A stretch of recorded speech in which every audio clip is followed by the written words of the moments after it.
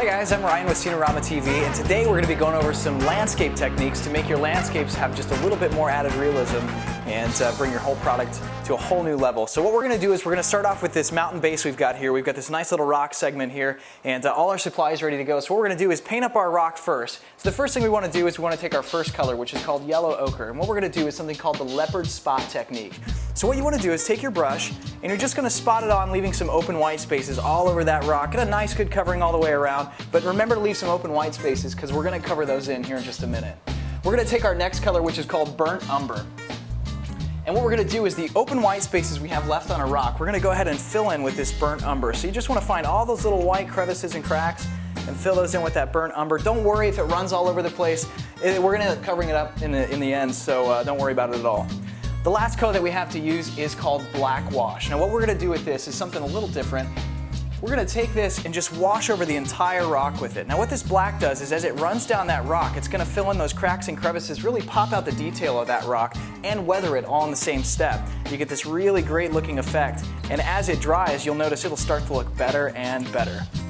Well, now that we've got our black wash all settled up, what we want to do is take our last color, which is called earth undercoat, because we don't want to leave all this area white all the way around the rock. We want to go ahead and fill it in. So what we're going to do is take this last color called earth undercoat, and we're just going to paint all the way around the rock, covering all that white space and making sure that we don't leave any of it behind. You want to try and not get it on the rock itself, but if you do, it's not a big deal because it's going to end up looking okay in the end. The other thing that you want to do is as you're painting here, you notice as you paint you'll see these brush strokes, and you don't want that. So what you want to do is after you get a nice good covering all the way around, you're going to just get a little bit more paint on and to just come through and do some blotches. That's going to eliminate those brush strokes and give you a nice finished look there. What we want is something chaotic. We don't want anything real precise. We want it to look just like it would out in nature. Alright, I'm pretty happy with that. That looks really good. So the next thing we want to do is we want to start putting on some of our foliage, some of our landscape. So what we're going to do is we're going to take our scenic sprayer, and this has some of our scenic cement inside. We're going to give this a nice spray down just like this. Now this stuff goes on white, but it dries matte clear when it's all done, so you won't even notice it there. After we've got a good spray down there, we're going to take some of our fine turf. We're going to sprinkle this all the way over the entire diorama here, all the way over the whole mountain. This is going to be our kind of our base grass. You can go as much or as little as you want. Get a nice good covering there. I want it to be nice and full.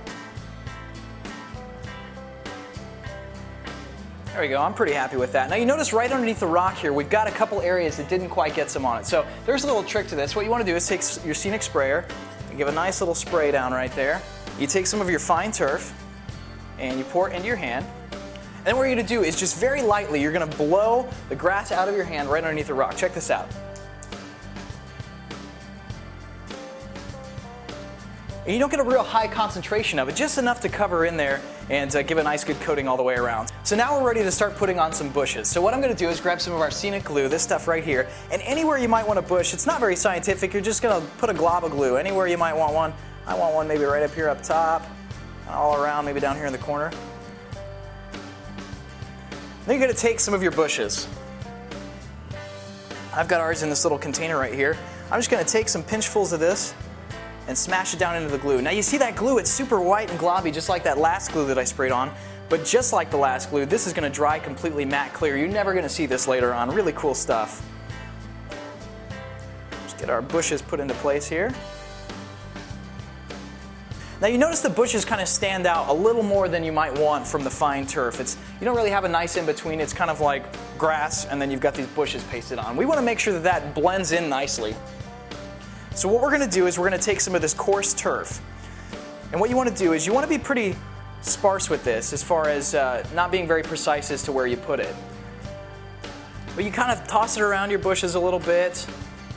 If you want, you can kind of get some up on the hillside here. And what that does is it gives you this nice little in-between layer. So you've got some of this heavier, thicker grass, which then molds into the bushes. So the bushes actually look like they've grown up rather than just being glued on, which is what we're going for. We want a nice, realistic look. That looks pretty good.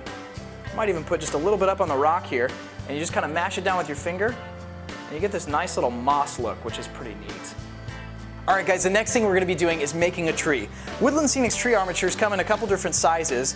We're using a D size right here, which is really good for this size diorama that we're doing. It comes with this little thing on the side. You just twist that and it'll just pop right off, that little handy base there.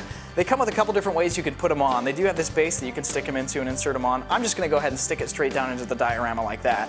But I do need to make it look a little more like a tree. It's looking a little bland right now. So what we want to do is, first things first, we want to make it look like a dead tree.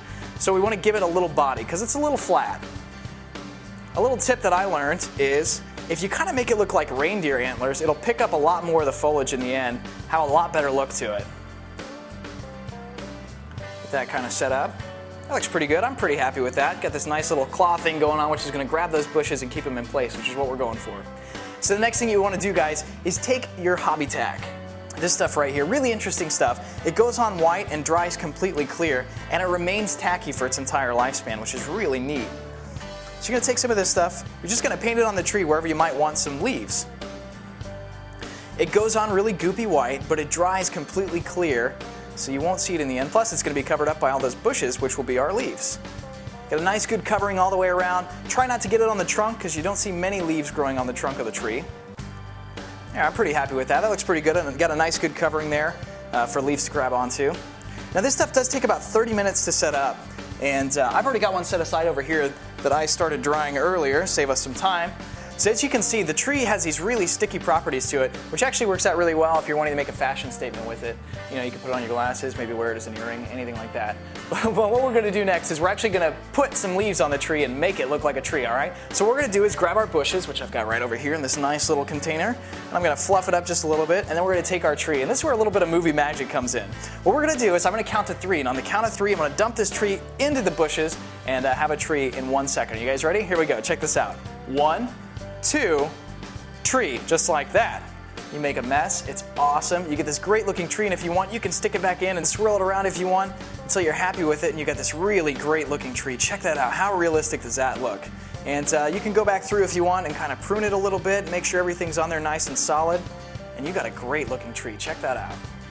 So the next thing we're going to do is we're actually going to place our tree onto the layout. So what we're going to do is we're going to take this little foam tack nail that I got here, and I'm going to insert a little hole, a little pilot hole. Then I'm going to take our tree and some of our scenic glue, and I'm just going to put a little bit of scenic glue right at the base of the tree just to make sure that it's going to hold on once it goes in the hole. Nice little covering there. Then you just want to find that hole and insert the tree just like that. When you hear that little pop, it means you broke through the plaster cloth. You've got a nice solid hold on that tree, and after that glue dries, that tree's not going anywhere. Man, that looks great so far, doesn't it? So the last thing I want to do is I want to add just a little bit of a wow factor to this. We've already got this great looking diorama, but I want to kind of make it stand out from the rest. So what we're going to do is we're going to take some of this yellow turf, this very fine yellow turf, and we're just going to sprinkle it all over the whole thing, all the way around. It gives it this nice look of sunlight kind of shining down, gives it this nice little added color, and when people look at it, it gives them that wow factor that you're going for. You want people to enjoy looking at your diorama as much as you've enjoyed making it.